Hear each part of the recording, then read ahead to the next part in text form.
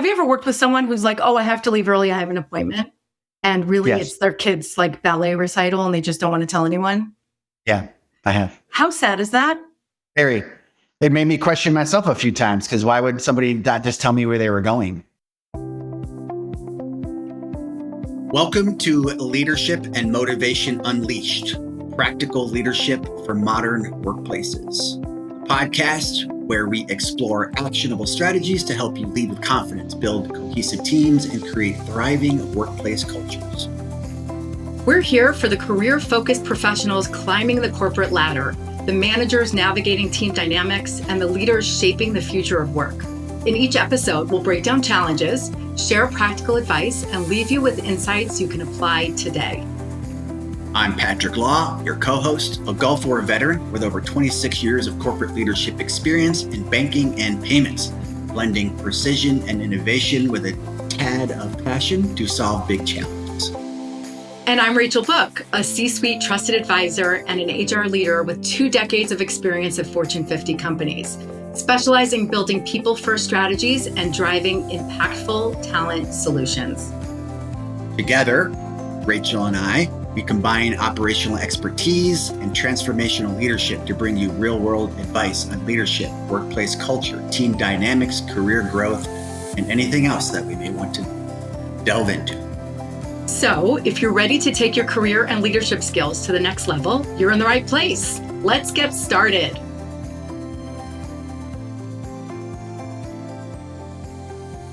So today's topic is work-life balance. I started calling it work-life freedom several years ago because it was such a topic. It's still a topic. It's been a topic forever. The actual balancing of your career drive, your responsibilities at an office, at work, the not-for-profit tasks you're on, your time in the military, which is a harder one to try to balance, relationships, extracurricular activities, and your responsibilities that you're paid to perform so you can feed yourself. It's actually quite a heavy topic. Rachel has a lot of interesting things to say. I wanted to kick this call off because I've struggled with this severely. I've actually been called a robot at work. I've had coworkers and bosses say, oh, so you're not a machine. And I wasn't just referencing the dead look on my face or whatever I'm executing at the time. It's that I didn't know how to throttle a balance. And I've been married for 23 years. This a couple months ago in March, been with Lisa for 25 years.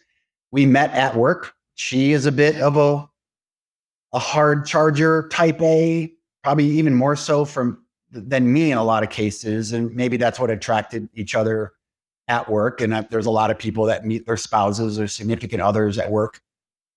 But she was a single mom when we met, and she was really good at getting out of there on time to go get Berkeley when Berkeley needed to be picked up, because Berkeley was small. I mean, when we met, Berkeley was 3. When we were married, she was 6. So Lisa did a lot of years as a single mom, balancing hard charging career, sales, relationship management, and a daughter. I didn't have any of that, but I just loved work. I loved work. There was lots of years where I never left. It felt like I was there a long time. I didn't do 9 to 5 ever. And our industry isn't really 9 to 5, by the way. If you're in payments, if you're in this form of banking, at least the stuff I was doing, it was 7 days a week, 24 hours a day. Someone's at an ATM, someone's using a debit card, someone's accessing accounts at a bank, whatever.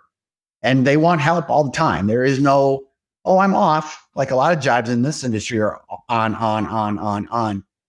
But there's still a way to figure out how to be just as focused and aware at home, present at home, a word I've learned the last 5 to 8 years, which just sounds crazy. I'm a 50-year-old man talking about it. I just learned what present meant. There's a lot of times Berkeley would tell me at the dining room table, she'd say, are you talking to Troy? Are you talking to Bippin? I'm like, what? She goes, well, your mouth is moving, but you're not saying anything. So I'm at the table, we're having dinner, and I'm having a conversation in my head, and my mouth is moving. So I'm not present. I was still at the office. I was still at work. And I missed a lot of things with her growing up. When our son came along, I missed a lot of things. So this topic for me is very real. And my relationship is good, thank God. Like maybe if we didn't meet at work and she didn't have the work ethic she did and the type A, we wouldn't be good because I worked so much in the past, but I don't want to paint that picture. There's nothing wrong. It's just I'm hyper aware. And last piece before I hand it over to you, Rachel, because I know you have some things that you want to say as well. When I joined Checkall last year, and it was probably one of the most impactful conversations that I've had with a future coworker before, for the audience, Rachel said to me, hey, when's the last time you had a vacation? Because there is a version of the 1,000-yard stare in corporate America where you just kind of like glazed over. You're like, and obviously you saw that in me. And for the audience, Rachel saw that in me and said, here's your last day at this place. Let's make this your first day at this place and go away. She's like, when's the last time you had 7 days in a row off? And here's the answer, everybody. Until last June, I hadn't had 7 days in a row off in 20 plus years. Just didn't do it. If Lisa and I went away, it was 3 days here, maybe 4 days. Or I would bookend a weekend in New York or somewhere. If I was on a business trip, Lisa would join me and I would call that like a vacation, but you're not really decompressing. So I owe a huge debt of gratitude to Rachel because that 7 days for Lisa and I were like, the first 2 days was hard because my phone wasn't ringing. I really did behave. She was like, don't check anything. Now I did do some HR training on the app for check. If Lisa was taking a nap and I was on the beach, hell of a way to do your HR training on a beach. But I was totally chilled out. And it was so nice to be present with my wife because my employer had the thought to say, hey, this is going to be hard when you get here. You should take a minute. So Rachel, in front of the world, thank you for that. And everyone listening, if you don't have a Rachel, be your own Rachel and look yourself in the mirror and say, I need a break. And here it's a palate cleanser, right? So many people just run from one thing to the next thing. And we all, when we're in the moment, we have this inflated sense of urgency about most things. And again, some things are life and death, but in most work environments, it's not.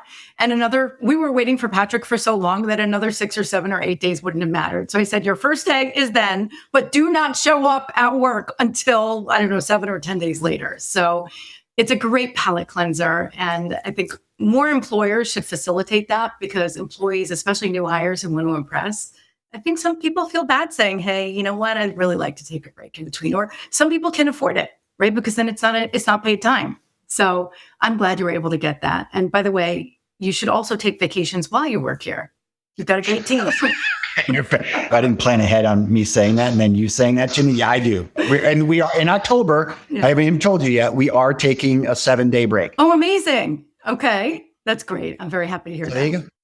I'm very happy to hear that. So I have so many things to say on this topic, so many things. And I think one of the cool parts about living life and getting older is you have perspective, right? You heard Patrick share maybe some of his regrets looking back. When I look back, I think I'm also someone that I've always loved what I do. I've always been self-driven. I enjoy my work and I always want to be able to do everything. And you can't do everything all at the same time and do everything well. So looking back, not everything was perfect, for sure not, but I have greater perspective. So a few things that I want to share.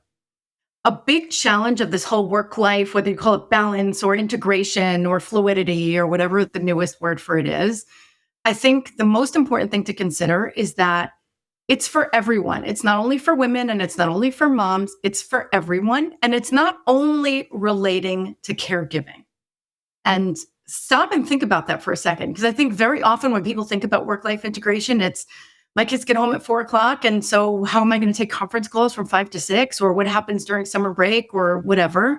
But really, I think everyone needs to figure out how to integrate their life. And whether it's people you're taking care of, whether it's animals you're taking care of, whether it's a hobby, whether you train for the Olympics or you're training for a marathon or you're studying for a PhD, I think almost everyone has stuff in their life that they want to figure out how to blend in with their work. And I think just to maintain our emotional well-being, right? We all have to figure out how to balance all those things. I think life is complex and things that may be urgent now may not be urgent later. And so I think when we think about, oh, I wish we could do it all, right? I think we can do it all, but just not at the same time. And I think if we suspend judgment a little bit for ourselves and for other people, I think what we'll recognize is everyone has different circumstances and support structures, right? Somebody might have, like I remember years ago, executive was saying, oh, we shouldn't hire this woman because she's got young kids and I don't think she'll be able to do that. And I said, well, how do you know that? Did you ask her if she's able to meet the travel expectations of the job? I said, maybe she doesn't have kids. Maybe she doesn't like her kids. Maybe she has a live-in mother-in-law who takes care of her kids. I said, you don't know any of these things and you're making assumptions about her because of what you know about your own life. And so I think understanding everyone has different circumstances, everyone has different priorities, and everyone has different capabilities. Some people can handle more and some people may not want to or may not be able to. So somebody once said this to me years ago, and this is one of the things where I'm kicking myself because I forget where I heard it from. And I would love to be able to give credit because I didn't come up with this on my own. But somebody once said to me, your career is like a 3-lane highway. There's a slow lane, there's a medium lane, and a fast lane. And you can switch lanes at any point. You just need to signal.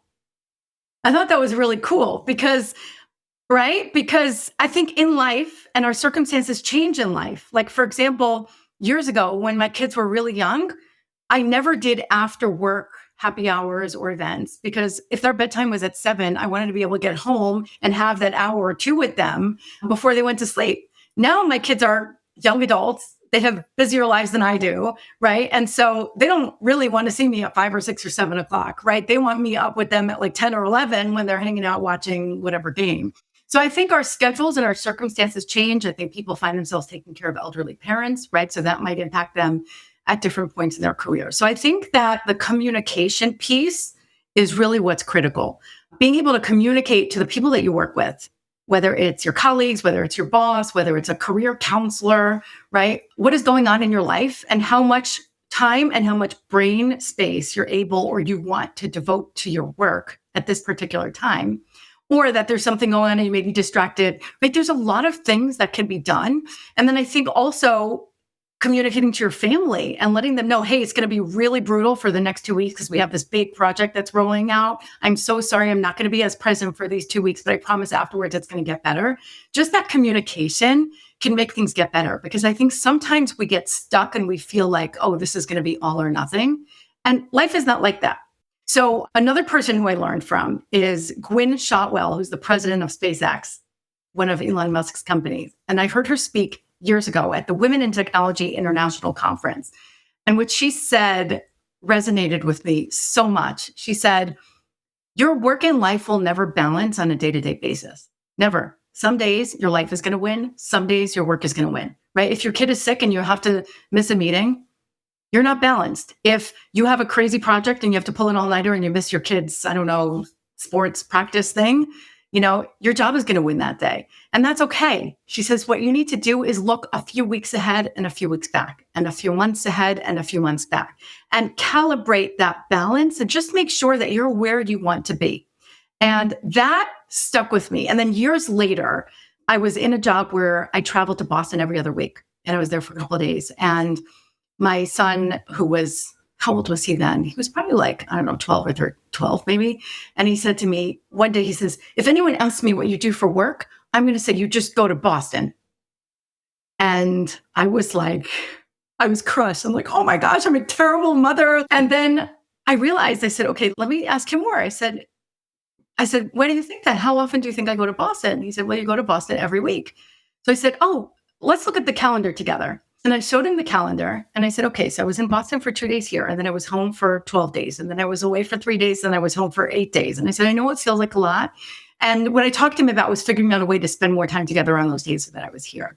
I've always tried to look ahead and look back and just make sure that I'm not getting out of whack, even if I get stuck in either direction. Like, again, last week of June, I just spoke with someone earlier today. Last week of June, my life is going to be crazy because I have to get the kids ready for camp.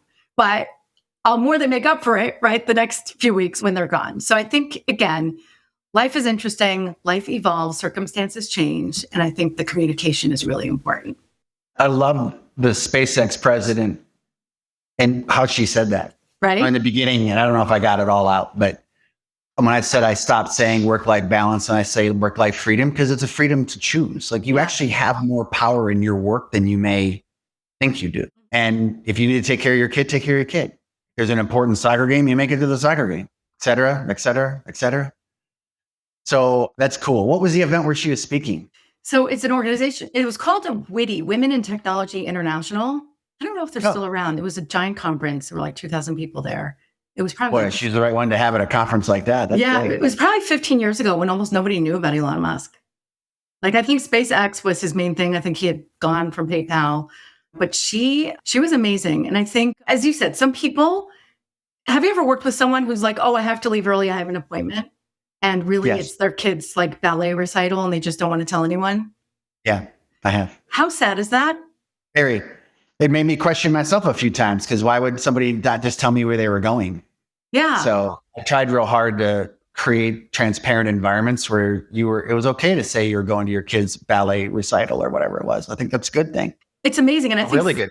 I think sometimes there are unwritten rules in a company that make it not okay because people see you as less committed if you're spending time on other things. That's a great segue because I told Rachel in the beginning, I want to talk about this one thing. So here it goes. Mm-hmm. Like the unwritten or unsaid pressure to never leave. And never leave is pretty black and white. And that's not real. I wanted the dialogue with everybody here. So maybe you could learn from it or maybe recognize it a little easier. And Rachel, I wanted you to opine based on some of the things that you've read and some of the studying you've done, just your own lens as a senior HR professional, as a business executive responsible for talent. Where do you think that comes from? Every level? Is it a culture thing? Is it every level of the organization? And by the way, I've never worked for anybody who said, no, you can't go to your kid's baseball game. No, you can't go away for your anniversary weekend. No one's ever said that to me. I've always operated with an unwritten or unsaid thing hovering that said, work more. What's your read on that? It's so interesting. I've seen that phenomenon in different places. And I think it comes mostly from examples that other people set. Right? So think about who is perceived favorably or has a positive reputation or is receiving accolades and for what? Are those people receiving accolades for working around the clock? When somebody gets an award and they're highlighted at some town hall and they're like, hey, Joe Schmo, director of whatever, he gets the gold award for achievement because he worked 47 hours a day and he did this and he did that and he even missed this thing that was important to him because this was so important. People hear that and they're like, ooh, I want to get those credits too. So sometimes it's about the reward systems that are set up and what gets acknowledged. I think it's all about precedent. It's sometimes these unwritten rules are stuck in the past. They don't exist anymore, but because people aren't challenging their assumptions, they stick around. I'll give you an example. I won't mention the name of the company, but I used to work with somebody who was a head of HR at a very well-known corporation. You would all recognize the name if I shared it. And she told me that their benefits plan had a disproportionately high number of urinary tract infection claims. And it's because their employees were not leaving their desk to go to the bathroom because they felt like they had to have FaceTime and they had to keep cranking. How horrible is that? Like, I'm not sure why oh my gosh. Like for what? For what end? I'm laughing because I have to explain why I was laughing. Okay. Lisa was pulled out on a stretcher multiple times in our younger years because she wasn't drinking water. Because that girl loved to work. Her list was important. Yeah. And we still laugh about it. Like, because the call center you've seen some of these call centers with a giant glass wall. So when you're giving tours, you can see everything. Oh, the freight elevator, you go by that call center. And she got pulled out on a stretcher so many times. The employees were like, oh, there goes the lady that doesn't drink water again. But you know what? Nobody was looking out for her and saying, hey, right? So I think when you have unwritten rules that drive behaviors, the culture champions, whether it's HR, whether it's executives, whether it's whoever, in every company it's different, they need to figure out how to address it. A friend of mine was an extremely accomplished trader at a very prestigious Wall Street investment bank. And she was one of the only women on the trading floor. And she had 4 kids at that point. Now she has 5, but she had 4 kids. And she did not ever mention anything about mommyhood. She didn't have a picture of her family on her desk. It was almost like these kids did not exist. She came into work. She talked about finance stuff. She talked about other interests. She did not feel comfortable because she felt like if she would talk about her kids, then people would assume she's on the mommy track and they would take her less seriously. It was only after I recruited her to come to a different company that had a much more family-friendly environment. And she said to me, oh my gosh, people ask me about my family. And she saw other men and women talk about their kids and say, hey, you know what? I have to leave early tomorrow. I have my kids, whatever. And they weren't making up excuses. And so she saw that and she said, it is safe to do that here because these people are successful and they do that too. Well, So how far back is this? I'm not dating you. I'm just saying, how far back is this story with her kids? I would say probably about 10 years. It's not that long ago. Not that long ago. And that sounds like a late 80s, 90s version of the story. And I think it's because some leaders are stuck there, right? Some leaders are stuck in those, maybe what they would consider. Stuck there meaning it's worked for them. It's still working for them. Yeah. Don't fix it if it ain't broke. In their head. Yeah. And every time people say, oh my gosh, the robots are coming, AI is going to take all of our jobs. The first thing I think is AI will take all the busy work so that we can use our brain power and the limited hours that we have in the day to do the sophisticated work that require human cognition, right? And then we can actually pursue, and again, for some people, it's their families. For other people, it might be a hobby or another interest. But I think we are multidimensional people, and I think we are better for it when we bring our whole selves to work with everything. If we turn ourselves into robots and burn ourselves out, we're not doing anyone any favors.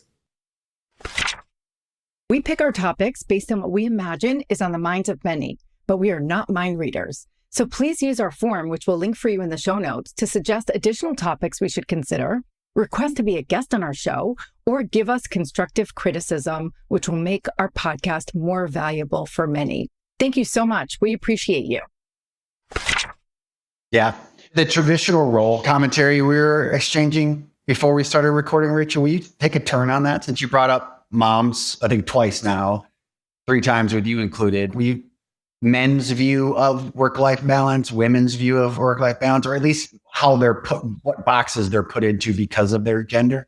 Yeah. And I'll be careful because I know in different regions of the country and in different cultural groups and in different faith communities and in different generations, this might not all be the same, I think. But in some pockets of our society, traditional gender roles still exist, where it's the assumption that when there's a baby, the mom is going to scale down her career or the mom is going to take a career break, right? And the dad is going to go to work. And I think for a lot of families, that works really well. I think for some families, I think some of the dads really wish they could spend more time with their kids, right? But there's this societal expectation for them to be the breadwinner, to go and put in all these hours. And I think some of the moms they love their children and they love their family. They're not like, they don't necessarily enjoy like hanging out at the park for 14 hours a day or like going to arts and crafts activities. Like they just don't like that stuff. And so I think what happened for many years is families just followed expectations, right, of traditional gender norms. And there wasn't necessarily a choice of how are we going to manage and juggle and balance our responsibilities as a family.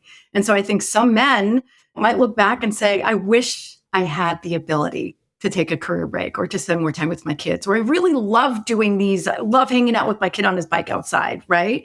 And I think some moms wish that they had the ability to do that. And really, in a lot of cases, it was just sometimes in our minds, we build up these expectations. Sometimes there's judgment from other people. Like I remember so clearly, I went to my kids, I think it was like a kindergarten, like graduation or celebration or something like that. And so it was like 10 o'clock in the morning and I rearranged my schedule and I was there. My husband was there too. And the teacher said, so he's 17 now. So it was like 12 years ago. So not such a long time ago. And the teacher said, okay, everyone, let's get going so all the dads can get back to work. And I looked, so a friend of mine who's a physician, we looked at each other and then we looked at the teacher with these like glaring eyes, right? Like, again, some people based on their worldview, right? Sometimes it's generational, sometimes it's other things. They feel that. And I think that unfortunately everyone suffers, right? So what I am very encouraged by is I think that as we become more enlightened, maybe more progressive in some areas as the world becomes more diverse, I hope that families and people and partners will be able to take the time and say, what works best for our situation? Which of us, maybe one of our careers is a little bit more flexible or portable. Maybe one of us is more interested in taking time off, right? Or I think it may not matter. And so one indication that I have is, I think I've mentioned on a few of these about programs that I used to run that were focused on assisting the re-entry for women returning to the workforce after an extended career break. Did I ever tell you about this, Patrick? Did we talk about it? We didn't talk about it. This Not started in one of these. We've talked about it, just us in the office. So this started as actually Goldman Sachs, I'm told, is the first company that did it. And they actually trademarked the word returnship, which is an internship, but it's a returnship. And so a good friend of mine, her name is Carol Fishman Cohen. She runs a company called I Relaunch. She actually was she's a Harvard Business School alum, and she was the subject of a case study called The 40-Year-Old Intern before the movie came out. So everyone knows the movie, The 40-Year-Old. This was like maybe 20 years ago. Anyway, she started this company to ease the reentry for women who are returning to the workforce after extended career break, right? So, and sometimes it's because your kids are older and, you've got an empty nest. Sometimes it's circumstances, right? Sometimes it's financial situations change, marriages break up, and all of a sudden you have to work, right? Sometimes people took off to care for a personal health issue or to take care of parents. And then they were like, okay, now I want to come back to the workforce. And it was really hard to do that. And so for years, she ran these conferences and she ran coaching, and it was only women. And these were women who were doctors and lawyers and journalists and consultants, highly educated. And while they were on their career breaks, they were not on the couch watching Netflix. They were running their school's PTOs. They were starting small businesses. They were selling skincare on Facebook. Like, they were running nonprofits. They were volunteering. And it was really hard for them to come back because nobody wanted to look at them. They had such a career break. Their tech skills, their confidence was down.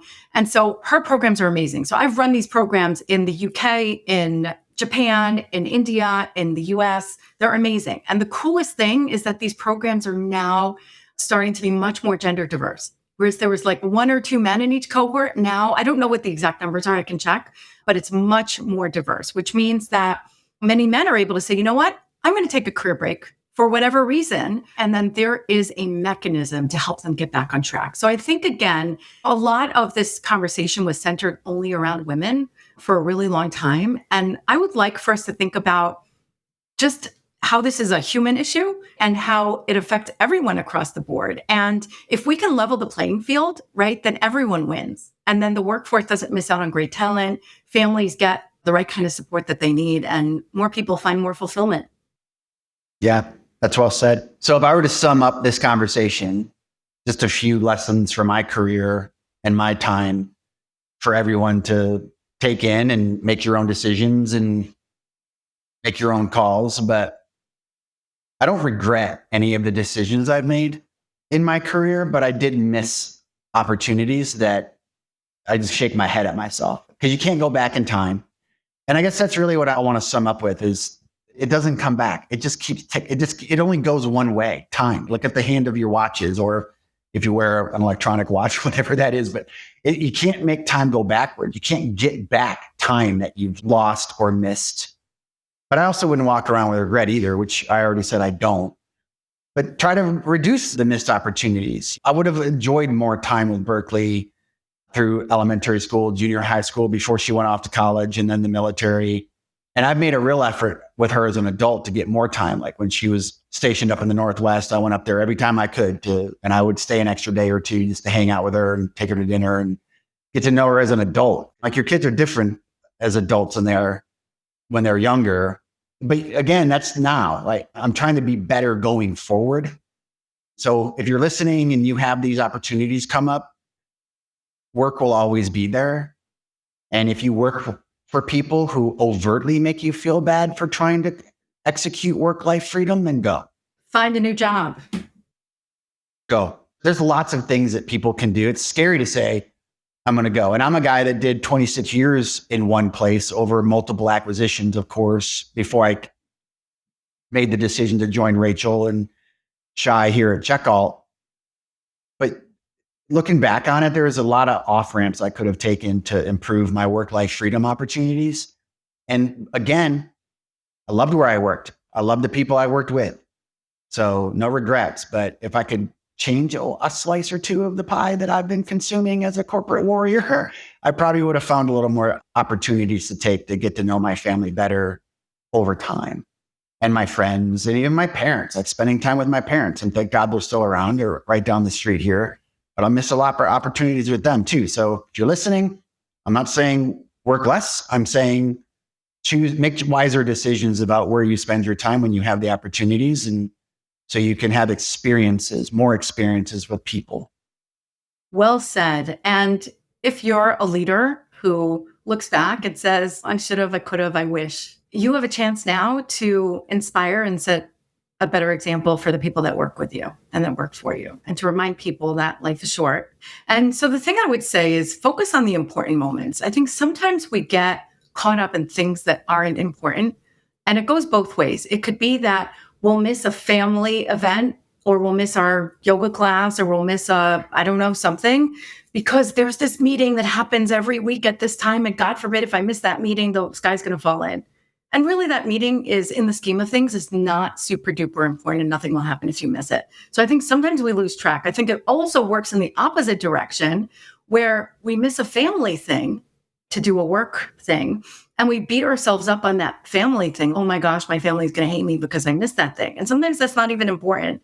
And so what I've started to do over the past few years is sometimes because subjectively, it's really hard to gauge the level of importance on something when you're enmeshed in it. And that's when you're a parent, that's when you're a family member, it's when you're somebody, at work. And so I remember there was this one, I don't even remember what it was. It was like this parents event at my kid's school.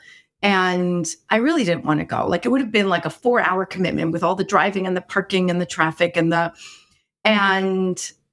I remember thinking, okay, if I go, these are all the things I won't be able to do. And here's what I'm going to have to make up all these things. And I said, I'm just going to ask my kid if it's important to him. And so you can't do this with a 4-year-old, obviously, but I think he was probably about 14 or 15. And I said, okay, so there's this event at your school on, Tuesday morning. I'm ready to be there, and I'm excited about being there if it's important to you. On a scale of 1 to 5, how important is this event to you? Is it important to you that I'm there? I said, tell me honestly. If it's important to you, I will be there and I'll be so happy. But if it's not important to you, then there's something else that I might need to do. And he's like, oh, I don't care if you come. And he really didn't care. And I'm like, afterwards, I said, I would have beat myself up to go to this thing, not really enjoyed it, missed this whole work thing, and then been all like, oh, I have to do this, when really I don't. And it's the same thing. Like, if you have to miss a meeting and you're like, oh my gosh, this guy's going to fall in, reach out to your manager and say, hey, I have something going on. I know we have this meeting. I'm committed to being there and I'll make it work. But how bad is it if I miss it this time? And they might say it's fine. So sometimes just checking in helps you recalibrate the importance of things, because we might lose track of it in our mind when maybe in the scheme of things it's not. So that's something that has worked well for me. I would like to share some resources. These are a few. So I told you about Gwynne Shotwell. I want to talk to you about 3 other people that have really inspired me in this space. So the first is Anne-Marie Slaughter. So she was a professor at Princeton, and then she worked in the State Department under Hillary Clinton. I don't remember what her job was, but it was a really big job. And she had 2 teenage kids, and she wrote this article in The Atlantic, and I'll give Bella the link so she can post all these for you. But it was basically like, she wouldn't be able to do her job without her husband, and how she gave up being the primary caregiver. And she was willing to let go. And she was willing to say, okay, if my husband is the primary caregiver, then it's got to go according to his rules. Because I think sometimes what families do is the primary caregiver won't be able to do something, and they'll defer to their partner or their spouse. And they'll be like, no, you have to do it my way. And I think she let go because she's okay. If he's in charge, he's going to do it his way. So she wrote this article in The Atlantic that became a book. Her book is called Unfinished Business, and it's all about how caregiving is not valued in America. But fascinating read. And then her husband wrote a response article in The Atlantic a couple of years later about why he put his wife's career first, which I thought was really interesting. So we'll put those notes for you. Another person who I find fascinating, her name is Catherine Zaleski. She is the co-founder of a jobs website called Power to Fly. Power to Fly started, I think it was like maybe 2015 or 2016. And they were one of the first online platforms to promote remote work. And so it was a really cool platform. Now they're doing all kinds of things. You can go to powertofly.com and they're great. But Catherine she used to work in some media company. I forget which one. And she was like a high-flying media executive.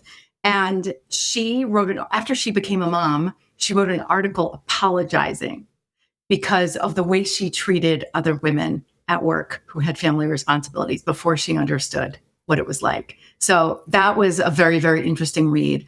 And then finally, and again, there's a million more, but finally is a book by Tiffany Dufu called Drop the Ball. She has done lots of interesting things. I think now she works for Tory Burch's foundation, but her book is called Drop the Ball. And she wrote about how she always expected herself to be so perfect. And she had to consciously drop certain balls that weren't important in order to be able to focus on what was.